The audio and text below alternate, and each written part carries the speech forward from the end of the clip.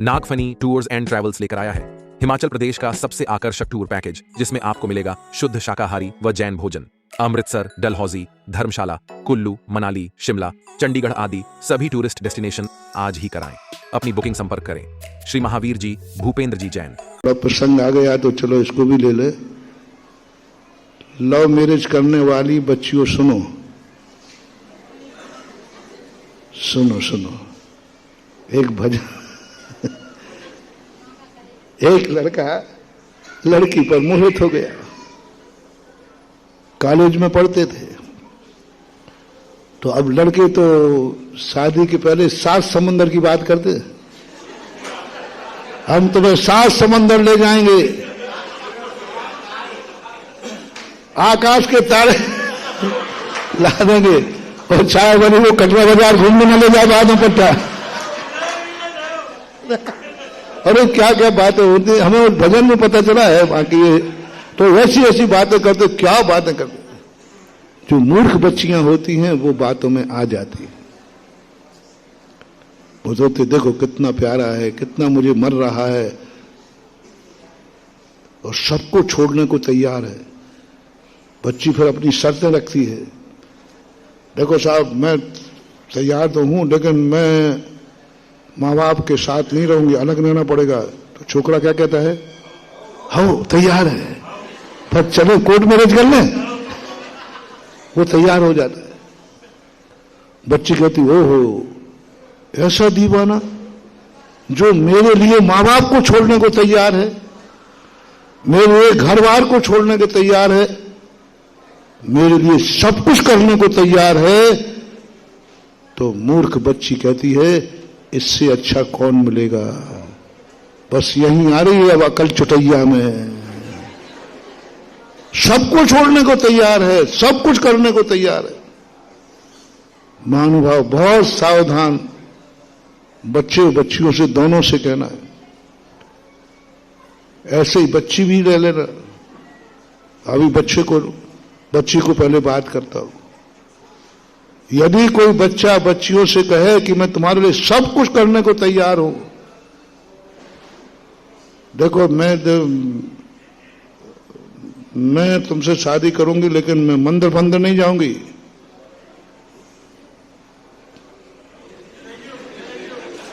मत जाना। देखो मैं महाराजों के बाद प्रवचन मुझे पसंद नहीं है, मत जाना, मैं भी नहीं जाऊंगा। गुरु को छोड़ता हूं, भगवान को छोड़ता हूं, मां बाप को छोड़ता हूं। तू जो कहेगी वो कर लूंगा। भगवान को भी छोड़ दूंगा, हाथ छोड़ दूंगा। देखो फिर ये सारी चीजें जो तुम कहती जाओ वो सब में हां कहता जाए। बस महानुभाव सावधान सावधान। उस लड़की ने कहा तुम मुझे चाहते हो? बोले हां। क्या तुम अपनी मां का कलेजा लाके मुझे दे सकते हो? अब वो तो दीवाना था ही। उसने कहा ठीक है। वो चला गया। मां इंतजार में बैठी, बेटा आज कहां लेट दे दिया। हाथ भर का छुरा मां के जिगर पार किया। मां को छुरा से मारा, दिल निकाल के दौड़ा। दौड़ते दौड़ते दिल नीचे गिर गया, दोनों गिर गए। उस दिल की भी कहानी कहती है, हाय बेटा तुझे चोट तो नहीं आई। पूरा भजन है ये, पूरा भजन।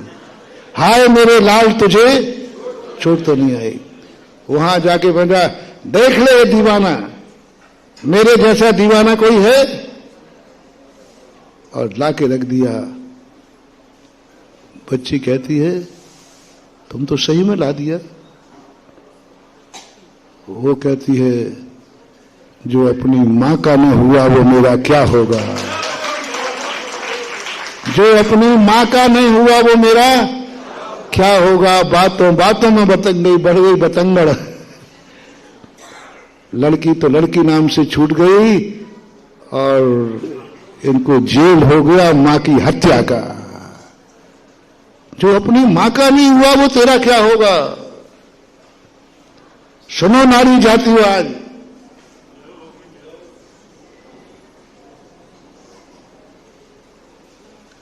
बहुएं भी सुने, बच्चियां भी सुने, जो तुम्हारे खातिर अपने मां बाप को छोड़ने को तैयार हो जाएं। आज परीक्षा, आज नहीं करना परीक्षा, कुछ दिन बाद करना थोड़ा, नहीं तो अभी तो लोग कभी अपने पति से कहना, देखो मैं तुम्हारे मम्मी पापा के साथ नहीं रह सकती हूं। यदि वो कह दे ठीक है कोई बात नहीं, आज हम पापा से मम्मी से बोल देंगे कि हमारे अलग कर दीजिए, कि हमारी पत्नी आपके साथ खुश नहीं है, तो सावधान हो जाओ। यहां से एक मंत्र ले लो, सारी नारी जातियों, तुम्हारी जिंदगी खतरे में है।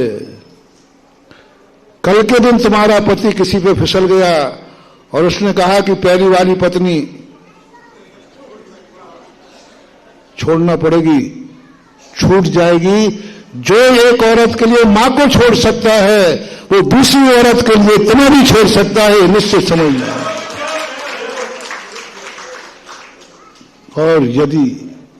और यदि सुनो रे सारी नारी जातियों, यदि पति ये कह दे आज कहा तो कहा, आइंदा ये शब्द मत निकाल देना, मैं सारी दुनिया छोड़ सकता हूं, तुझे भी छोड़ सकता हूं, मैं बिना पत्नी के रह जाऊंगा, लेकिन मां बाप को छोड़ने की कभी बात भी मत करना, क्योंकि वो मेरे उपकारी हो। बस उसी समय तुम अपने पति के पैर पड़ लेना कि आप तुम पति नहीं हो, परमेश्वर हो।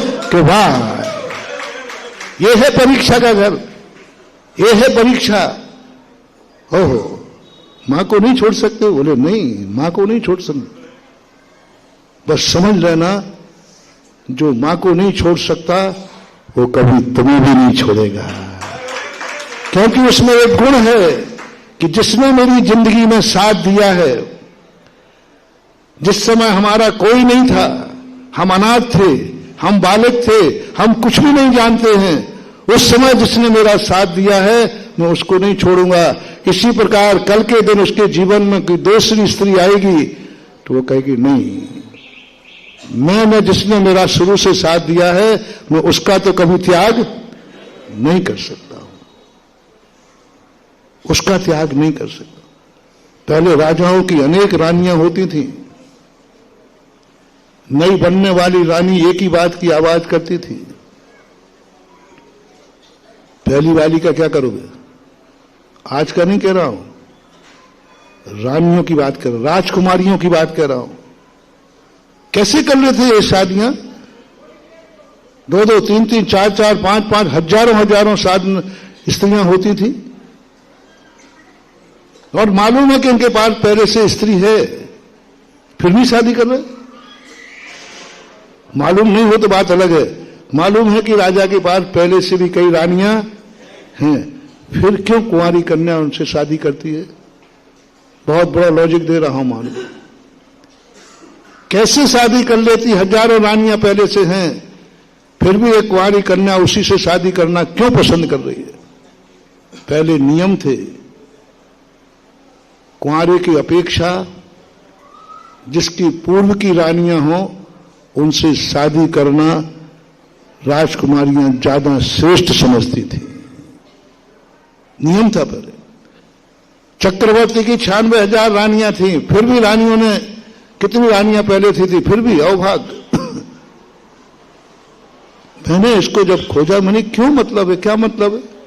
पहले से रानियां बस एक ही प्रश्न पूछती थी, क्या मैं तुम्हारी जिंदगी में आ जाओगे तो क्या पूर्व रानी का त्याग कर दोगे? उसके साथ क्या व्यवहार करोगे? तो राजा कहता था, देखो तुम तो मेरी जिंदगी में आ सकते हो, लेकिन मैं पूर्व रानी का कभी परित्याग नहीं करूंगा, उसके साथ मैं कभी दुर्व्यवहार नहीं करूंगा। पर उसी समय राजकुमारी कहती थी, मुझे तुम मंजूर हो, जो पहली को नहीं त्याग सकते, यानी कल हमारा भी परित्याग, क्योंकि आज तुमने पहली को त्याग दिया, कल महापट्ट देवी शांतला, महापट्ट देवी शांतला के जीवन की घटना, उनके जीवन में यही घटना घटी। आने वाली रानी ने प्रश्न यही किया, डॉक्टर विट्टी देव थे, उन्होंने जवाब दिया कि नहीं, शांतला मेरी जिंदगी की अर्धांगिनी है, तुम विवाह करो या नहीं करो, बस सब शर्तें मंजूर हैं, लेकिन मैं पूर्व पत्नी के साथ दुर्व्यवहार नहीं कर सकता, उसका त्याग नहीं कर सकता। उसी समय उसने कहा, बस अब मेरी जिंदगी सुरक्षित है। तुम्हारी कन्याएं सुनो और लोग सुनो, नारी जाति सुनो, जो तुम्हारे कहने पर मां बाप का त्याग करने को तैयार हो जाए, मैं अपनी भक्तों से कहना चाहूंगा, कभी जिंदगी में ऐसे पुरुष का विश्वास मत करना, ये तुम्हारी जिंदगी में कहीं ना कहीं खतरा बनेगा, क्योंकि तुम्हारे लिए उसने मां बाप छोड़े हैं। तुम्हारा प्यार कितना है?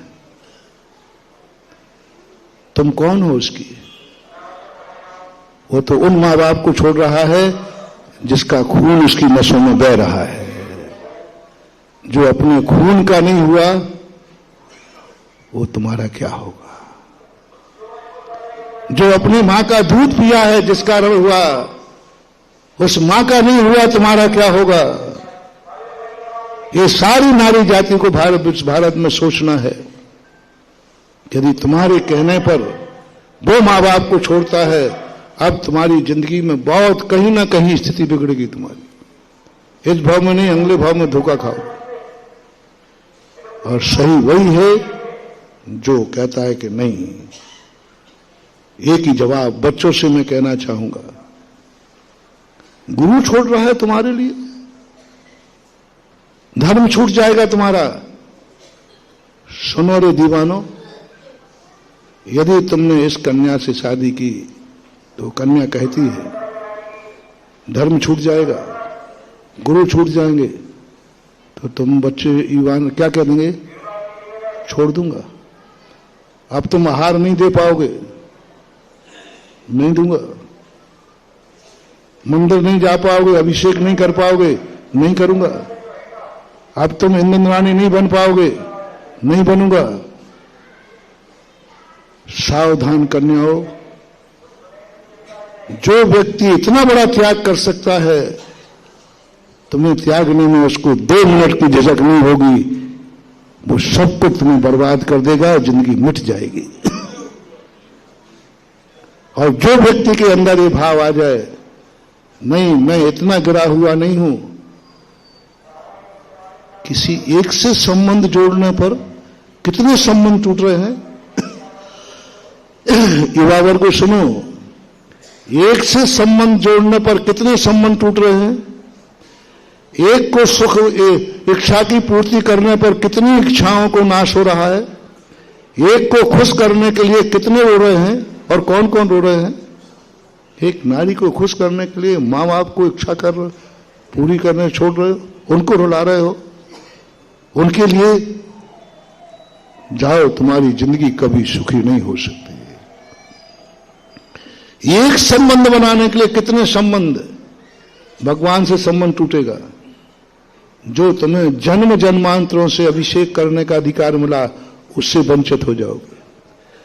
जन्म जन्मांतरों से तुम्हारे लिए जो इज्जत मिली, वो वंचित हो जाओगे। जिस गुरु को कहा था शीश दे यदि गुरु मिले, वो गुरु भी छूट जाएगा।